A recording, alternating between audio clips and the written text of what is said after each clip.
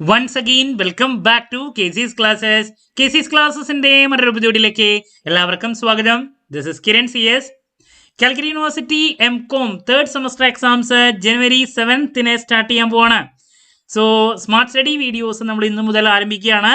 അതിന്റെ ഭാഗമായിട്ട് ഏറ്റവും കൂടുതൽ കുട്ടികളെ ചോദിച്ചിട്ടുള്ള ഒരു ചോദ്യമാണ് നല്ലൊരു സ്റ്റഡി പ്ലാൻ തരാൻ വേണ്ടിയിട്ട്. സോ ഇന്നത്തെ വീഡിയോയിൽ 30 days ബെസ്റ്റ് സ്റ്റഡി പ്ലാൻ ആണ് നമ്മൾ ഡിസ്കസ് ചെയ്യാൻ പോകുന്നത്. വീഡിയോയിലോട്ട് പോണേക്കാൾ മുമ്പ് പറയാനുള്ളത്, നമ്മുടെ സ്ഥാപനം കാലിക്കറ്റ് യൂണിവേഴ്സിറ്റി MCOM എല്ലാ സെമസ്റ്ററിലെയും ക്ലാസ്സസ് പ്രൊവൈഡ് ചെയ്യുന്നുണ്ട്. നമ്മുടെ ആപ്പിലൂടെയാണ് ക്ലാസ്സസ് അവൈലബിൾ ആവുക. റെക്കോർഡ് ക്ലാസ്സസ് ഉള്ളതുകൊണ്ട് തന്നെ എപ്പോൾ വേണമെങ്കിലും പഠിച്ച് ഡൗട്ട് ഉള്ളത് ചോദിക്കാനുള്ള അവസരം ഉണ്ടെന്നുള്ളതാണ്. ഇതുവരെയുള്ള നമ്മുടെ റിസൾട്ട്സ് ഒക്കെ സൂപ്പർ റിസൾട്ട്സ് ആണ് കേട്ടോ. സോ നമ്മുടെ ക്ലാസ്സിൽ ജോയിൻ ചെയ്ത് പഠിച്ച് നല്ല മാർക്ക് മേടിക്കാൻ താല്പര്യമുള്ള സ്റ്റുഡൻസിനെ ഡിസ്ക്രിപ്ഷൻ ബോക്സിലുള്ള എൻ്റെ വാട്സപ്പ് നമ്പറിൽ കോൺടാക്ട് ചെയ്യാം, ക്ലാസ്സസ് ആക്സസ് ചെയ്യാം. ഓക്കെ, സോ നമുക്ക് എന്തെങ്കിലും വീഡിയോയിലോട്ട് കിടക്കാം. അപ്പോൾ നമ്മൾ സ്റ്റഡി പ്ലാൻ വീഡിയോയിലോട്ട് പോകുമ്പോൾ ആദ്യം പറയാനുള്ളത്, ഇപ്പോൾ ജനുവരി 7ാം തീയതിയാണ് നമ്മുടെ എക്സാം ആരംഭിക്കുന്നത്. നമുക്കൊരു 30 ദിവസമാണ് നമ്മുടെ മുമ്പിലുള്ള. ബട്ട് ഈ 30 ദിവസത്തിനുള്ളിൽ ഒരുപാട് വിശേഷങ്ങൾ വരുന്നുണ്ട്.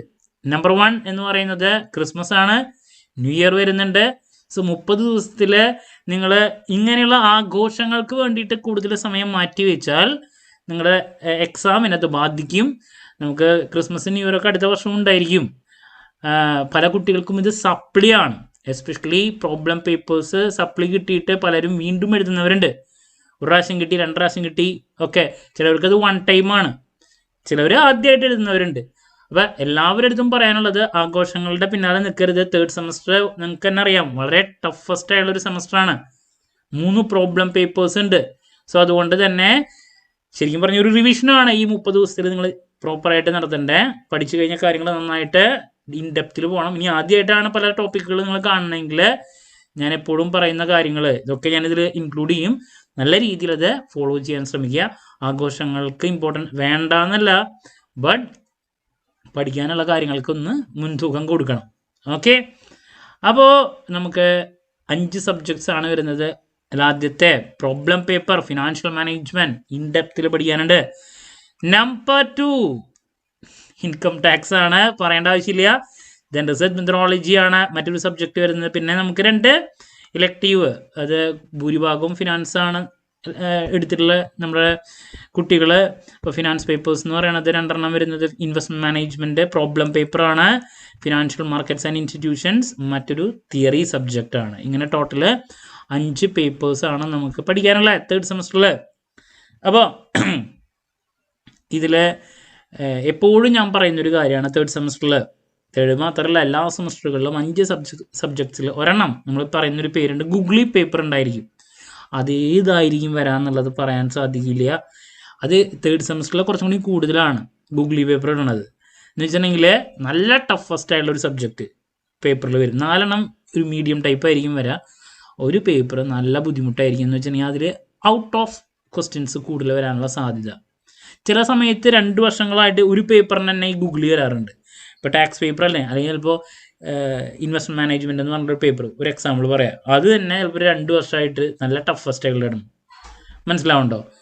അതിൽ വരുന്ന ചോദ്യങ്ങളുടെ പാറ്റേണിലുള്ള വ്യത്യാസം. അത് ചിലപ്പോൾ ടാക്സ് ആവാം. ടാക്സ് ചിലപ്പോൾ ഒരു പ്രാവശ്യം ചിലപ്പോൾ ഇടുന്ന പേപ്പറിൽ ഭയങ്കര ബുദ്ധിമുട്ടായിട്ടുള്ള, ആർക്കും സോൾവ് ചെയ്യാൻ പറ്റും. അപ്പോൾ 5 എണ്ണത്തിൽ ഒരെണ്ണം എന്തായാലും അങ്ങനത്തെ ഉണ്ടാവും. അപ്പോൾ അതെന്തായാലും മുൻകൂട്ടി പ്രതീക്ഷിച്ചോ.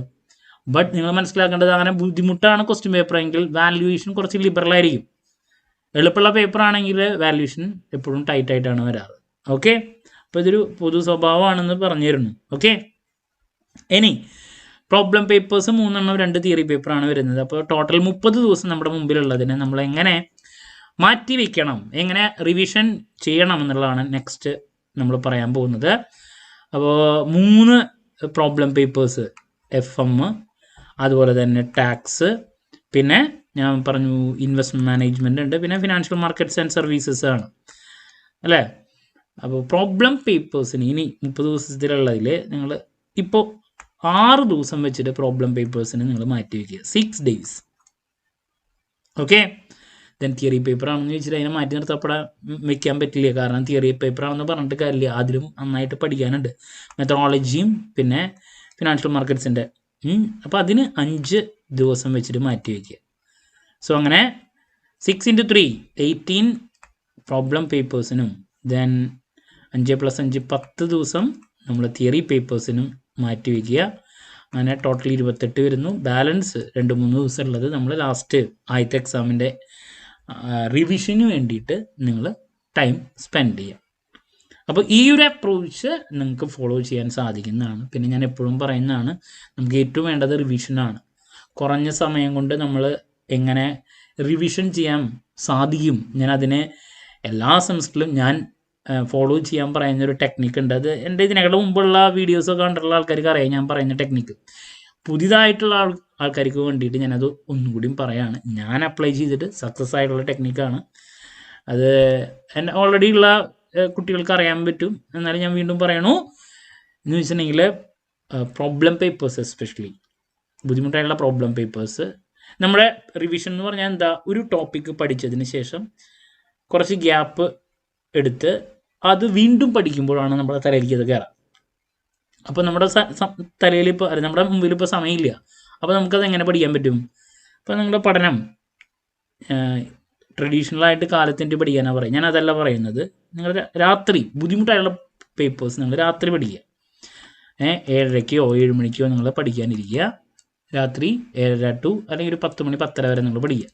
ഒരു 3 മണിക്കൂറോ 3.5 മണിക്കൂറോ ടൈം. അതിപ്പോൾ ചിലർക്ക് 8 മണിക്കായിരിക്കും ഇരിക്കാൻ പറ്റുക, ചിലർക്ക് 8:30 അതനുസരിച്ച് ടൈം അലൗട്ട് നിങ്ങൾ പഠിക്കുക. ടാക്സ് ആവട്ടെ, FM ആവട്ടെ, പ്രോബ്ലംസ് ഒക്കെ ചെയ്ത് നോക്കുക, കാര്യങ്ങളൊക്കെ പഠിക്കുക. അതിനുശേഷം കിടന്നുറങ്ങുന്നു. പിറ്റേ ദിവസം അപ്പോൾ ഒരു ഗ്യാപ്പ് വന്നു. പിറ്റേ ദിവസം കാലത്ത് എണിക്കുന്നു, 6 മണിക്കോ 7 മണിക്കോ എണിക്കുന്നു. സോ നിങ്ങൾക്ക് ജോലി ഉണ്ടാവാം, അല്ലെങ്കിൽ കോളേജിൽ പഠിക്കുന്നവരുണ്ടാവും, ഡിസ്റ്റൻസ് എഡ്യൂക്കേഷനുള്ള കുട്ടികളൊക്കെ ഉണ്ടല്ലോ. അപ്പോൾ എന്തും ആവട്ടെ, കാലത്ത് എണീറ്റാൽ നിങ്ങൾ തലേദിവസം പഠിച്ച ഈ പ്രോബ്ലംസ് വീണ്ടും പഠിക്കാൻ ഞാൻ പറയുന്നില്ല. ഒരു 20 മിനിറ്റോ അല്ലെങ്കിൽ അരമണിക്കൂറോ അല്ലെങ്കിൽ ചിലപ്പോൾ 15-20 മിനിറ്റ് കൊണ്ട് നിങ്ങളുടെ ഡെയിലി കാര്യങ്ങളൊക്കെ ചെയ്യുന്നതിനേക്കാൾ മുമ്പ് ജസ്റ്റ് ഒന്ന് അതിലൂടെ കണ്ണോടിച്ചു പോവുക. കാലത്തിൻ്റെ ആദ്യം ചെയ്യേണ്ട പരിപാടി ഇതാ. തലേദിവസം നമ്മൾ ടാക്സിൻ്റെ, ഫോർ എക്സാമ്പിൾ സാലറി എന്ന് പറയുന്ന ടോപ്പിക്ക്, അതിൻ്റെ കമ്പ്യൂട്ടേഷനും കാര്യങ്ങളും പ്രോബ്ലംസ് ആണ് നോക്കിയിട്ടുള്ളതെങ്കിൽ അതിലൂടെ ഒന്ന് പേജസിലൂടെ കറക്റ്റായിട്ടൊന്ന് കടന്നു പോവുക. ചെയ്ത് നോക്കണ്ട, ഒരു 15-20 മിനിറ്റ് എടുത്തിട്ട്. ഓക്കെ, ഇങ്ങനെ ചെയ്താലുള്ള ഗുണം എന്താണെന്ന് വെച്ചിട്ടുണ്ടെങ്കിൽ അത് കഴിഞ്ഞാൽ കാലത്തിൻ്റെ ആദ്യം ചെയ്യേണ്ടതാണ്. അപ്പോൾ നിങ്ങളുടെ തലയിലേക്ക് കാലത്തിൻ്റെ കഴിഞ്ഞാൽ ഫ്രഷ് ആയിട്ട് ഇതാണ് കയറിയ പഠിക്കാൻ പറഞ്ഞില്ല, ഞാൻ നോക്കാനേ പറഞ്ഞുള്ളൂ. അത് കഴിഞ്ഞിട്ട് നിങ്ങൾ ബ്രഷ് ചെയ്യുകയാണെങ്കിൽ നിങ്ങളുടെ മനസ്സിൽ ഈ കാര്യങ്ങളായിരിക്കും മനസ്സിൽ വരാം. നിങ്ങൾ വേണ്ടാന്ന് വെച്ചാലും ഇത് തന്നെ ആയിരിക്കും ആദ്യം വരാം. കാലത്തിൻ്റെ ആദ്യം നോക്കിയതാ. ഇപ്പോൾ കമ്പ്യൂട്ടേഷൻ ഓഫ് സാലറി ആയിരിക്കും വരാം, അല്ലെങ്കിൽ HP ഹൗസ് പ്രോപ്പർട്ടിയുടെ കാര്യങ്ങളായിരിക്കും വരാം. ആ പേജിൻ്റെ നമ്പറുകൾ, ആ ക്വസ്റ്റ്യൻസ്, ഇതൊക്കെ നിങ്ങളുടെ മനസ്സിൽ അറിഞ്ഞോ അറിയാതെയോ കയറി വരും. ബ്രഷ് ചെയ്യുകയാണെങ്കിലും ഫുഡ് കഴിക്കുകയാണെങ്കിലും അത് കഴിഞ്ഞിട്ട് ഇപ്പോൾ ട്രാവൽ ചെയ്ത് കോളേജിലേക്ക് പോകുകയാണെങ്കിലും വർക്ക് പ്ലേസിലേക്ക് പോകുകയാണെങ്കിലും ഇപ്പോൾ നിങ്ങൾ ബസ്സിലിരിക്കുകയാണെങ്കിൽ ചിലപ്പോൾ ആ പേജ് നമ്പേഴ്സും ആ കാര്യങ്ങളൊക്കെ ചിലപ്പോൾ അറിഞ്ഞോ അറിയാതെയോ നിങ്ങളുടെ മനസ്സിലോട്ട് കയറി വരും എന്നുള്ളതാണ്. നമ്മൾ അതിനെ പറ്റിയിട്ട് ചിലപ്പോൾ ചിന്തിക്കുന്നത് കൂടുതലാണെങ്കിൽ കുറച്ചും കൂടി കൂടുതൽ വരും.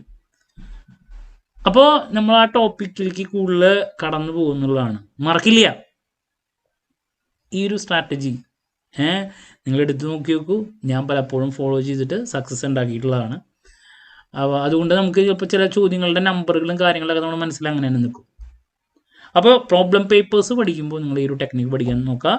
ഇനി നമ്മൾ വല്ലാണ്ട് തിരക്കാവുമ്പോൾ, ഒരു സമയം ഇല്ലാണ്ടാവുമ്പോൾ ഇങ്ങനത്തെ കാര്യങ്ങളൊക്കെ ചെയ്യാനല്ല. ഞാൻ ഒരു ടൈമില്ലാത്ത ആൾക്കാർ എന്താ, എപ്പോൾ സമയം കിട്ടുന്നു അപ്പോൾ പഠിക്കുക. അപ്പോൾ അവിടെ ഉച്ചയാണോ കാലത്താണോ അങ്ങനെയൊന്നും നോക്കേണ്ട ആവശ്യമില്ല. എപ്പോൾ സമയം കിട്ടുന്നു അപ്പോൾ പഠിക്കുക. സമയമില്ലാത്ത ആൾക്കാർ ചിലപ്പോൾ നമുക്ക് ഉച്ചയ്ക്ക് ബ്രേക്കിൻ്റെ സമയവും ജോലിക്ക് പോകുന്ന ആൾക്കാരാണെങ്കിൽ അപ്പോൾ ഉച്ച നേരത്ത് പഠിക്കുക. അപ്പോൾ ഉച്ചയാണ് ക്ഷീണമാവെന്ന് വെച്ചിട്ട് ആ സമയത്ത് പഠിക്കാതിരിന്നിട്ട് കാര്യമില്ല. നമുക്ക് വേറെ നിവൃത്തിയില്ല. ഒരു നിവൃത്തിയില്ലാത്ത ആൾക്കാർ ഇപ്പോൾ എപ്പോഴാണോ സമയം കിട്ടുന്നത് അപ്പോൾ പഠിക്കുക എന്നുള്ളതാണ്.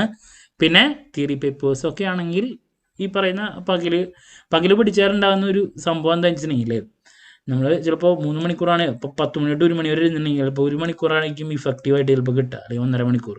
ഒരുപാട് ഡിസ്ട്രാക്ഷൻസ് വരും, എസ്പെഷ്യലി ഇന്നത്തെ കാലഘട്ടത്തിൽ. നേരെ മറിച്ച് രാത്രിയാണ് നിങ്ങൾ പ്രോപ്പറായിട്ട് ഇരിക്കുന്നതെങ്കിൽ, മര്യാദയ്ക്ക് പഠിക്കാൻ ഇരിക്കുകയാണെങ്കിൽ വല്ലാണ്ട് ഡിസ്ട്രാക്ഷൻസ് ഉണ്ടാവില്ല. മൊബൈലൊക്കെ മാറ്റി വെച്ച് പഠിക്കാനിരിക്കുകയാണെങ്കിൽ മൊബൈൽ യൂസ് ചെയ്യാം പഠിക്കാൻ വേണ്ടിയിട്ട്, ബട്ട് സോഷ്യൽ മീഡിയയിലോട്ട് കടക്കരുത്.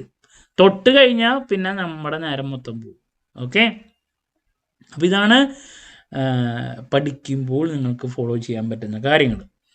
പിന്നെ എല്ലാത്തിൻ്റെയും എന്താണ് പറയുക, ഇപ്പോൾ ടാക്സിൻ്റെ ആണെങ്കിൽ ഇപ്പോൾ സാലറി, HP, ഓരോന്നും നമുക്ക് എന്താ എങ്ങനെയാണ് ചെയ്യേണ്ടതെന്നുള്ളതിൻ്റെ ഒരു വ്യക്തത അതിലോട്ട് പോവുക. കൺസെപ്റ്റ് പ്രോപ്പറായിട്ട് പഠിക്കുക. കുറേ ബൈ ഹാർട്ട് പഠിച്ച് വെച്ചിട്ട് കാര്യമില്ല. എക്സാം പ്രസൻറ്റേഷന് വേണ്ടിയിട്ട് നമ്മൾ ഇമ്പോർട്ടൻസ് കൊടുക്കുക. ഇതൊക്കെ ചെയ്യേണ്ട കാര്യങ്ങളാണ്. പിന്നെ ഞാൻ പറഞ്ഞു തേർഡ് സെമസ്റ്ററിൽ നമുക്ക് ഒരുപാടാണ് പഠിക്കാനുള്ളത്. അപ്പോൾ അതുകൊണ്ട് തന്നെ ഞാൻ ഇങ്ങനെ 6 ദിവസം 5 ദിവസം എന്ന് പറഞ്ഞാലും ചിലവർക്ക് ചിലപ്പോൾ പ്രോബ്ലം പേപ്പർ എളുപ്പമായിരിക്കും, തിയറി പേപ്പർ ആയിരിക്കും ഡിഫിക്കൽട്ട്. അപ്പോൾ നിങ്ങളുടെ ഡിഫിക്കൽട്ടായിട്ടുള്ള പേപ്പർ ഏതാണോ അതനുസരിച്ചിട്ട് നിങ്ങൾ ആ സബ്ജക്റ്റിൻ്റെ റിലവൻസ് കൂട്ടാം. ഇപ്പോൾ FM ഇതിൽ നമുക്ക് പ്രോബ്ലംസും അതിൻ്റെ പോലെ തന്നെ തിയറി ഉണ്ട്. അപ്പോൾ തിയറിയും പ്രോബ്ലം രണ്ടും ഒരേപോലെ നമ്മൾ നോക്കി പോകണം. കണ്ടോ, ടാക്സ് വരുമ്പോൾ ഘടാഘടികനാണ്, ഒരുപാടുണ്ട്. അപ്പോൾ ഇതിൽ ഏത് ഏരിയയിലോട്ട് കൂടുതൽ ഫോക്കസ് ചെയ്താലാണ് നമുക്ക് സ്മാർട്ടായിട്ട് മാർക്ക് സ്കോർ ചെയ്യാൻ സാധിക്കുക. എക്സാമിൻ്റെ പോയിന്റ് ഓഫ് വ്യൂലോട്ട് വരുമ്പോൾ കുറേ പഠിച്ച് കുറേ സമയം സ്പെൻഡ് ചെയ്ത് കഴിഞ്ഞിട്ട് ഒരു ആവറേജ് മാർക്ക് കിട്ടില്ലല്ലോ, അല്ലെങ്കിൽ കുറച്ച് മാർക്ക് കിട്ടില്ലല്ലോ നമുക്ക് വേണ്ടേ. കുറച്ച് പഠിച്ച് നല്ല മാർക്ക് വേണം, അതെല്ലാവർക്കും അതാണ് താല്പര്യം. അപ്പോൾ അതിന് വേണ്ടിയിട്ടാണ് നമ്മൾ ഇമ്പോർട്ടൻറ്റ് ക്വസ്റ്റ്യൻസിൻ്റെ വീഡിയോസൊക്കെ ചെയ്യുന്നത്. അപ്പോൾ ഞാൻ ഏതൊക്കെ ഏരിയാസ് ഫോക്കസ് ചെയ്യാൻ പറഞ്ഞിട്ട് അതിലോട്ട് ഫോക്കസ് ചെയ്ത് പഠിച്ചാൽ അപ്പോൾ നമുക്കെന്താ 80:20 റൂളെന്ന് വേണമെങ്കിൽ പറയാം. എന്ന് വെച്ചിട്ടുണ്ടെങ്കിൽ നമുക്ക് എക്സാമിന് വരുന്ന 80% ചോദ്യങ്ങളും 20% ഏരിയയിൽ നിന്നായിരിക്കും. അപ്പോൾ ഈ 20% ഏരിയ നമ്മൾ ഫോക്കസ് ചെയ്ത് പഠിച്ചാൽ നമുക്ക് ഏകദേശം 80% മാർക്കിലോട്ട് എത്താൻ പറ്റും.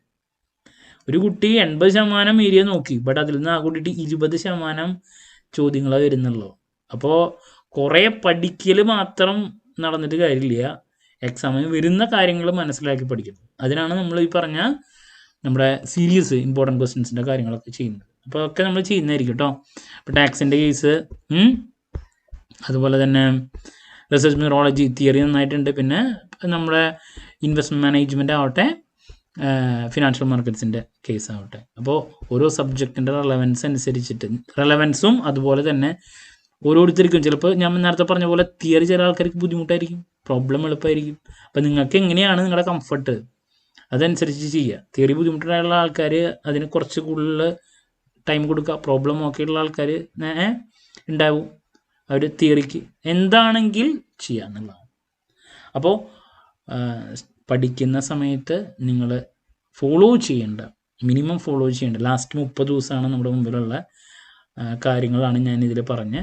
ഇനി വരും ദിവസങ്ങളിൽ ഓരോ ദിവസം ഓരോ സബ്ജക്ട്സിൻ്റെ ഇമ്പോർട്ടൻറ്റ് ക്വസ്റ്റ്യൻസ് ഉറപ്പായും പ്രതീക്ഷിക്കുന്ന 3 പാർട്ടുള്ള ചോദ്യങ്ങളുടെ discussion, last day examination tips, ഇതൊക്കെ പ്രൊവൈഡ് ചെയ്യുന്നതായിരിക്കും. ദെൻ നമ്മുടെ ക്ലാസ്സിൽ നിങ്ങൾക്ക് ജോയിൻ ചെയ്യാൻ സാധിക്കും. സോ ജോയിൻ ചെയ്യാൻ താല്പര്യമുള്ള കുട്ടികൾക്ക് ഡിസ്ക്രിപ്ഷൻ ബോക്സിലുള്ള എൻ്റെ വാട്സപ്പ് നമ്പറിൽ കോൺടാക്റ്റ് ചെയ്യാം. അപ്പോൾ എല്ലാവരും ഉഷാറായിട്ട് പഠിക്കുന്ന കാര്യങ്ങളിലോട്ട് കൂടുതൽ ഫോക്കസ് കൊടുക്കുക. സപ്ലിക്കൊന്നും ഇടവരുത്തരുത്. സപ്ലി കിട്ടിക്കഴിഞ്ഞാൽ അടുത്ത വർഷം ഒരു വരവ് കൂടി പിന്നെ നിങ്ങൾ വരേണ്ടതായിട്ട് വരും.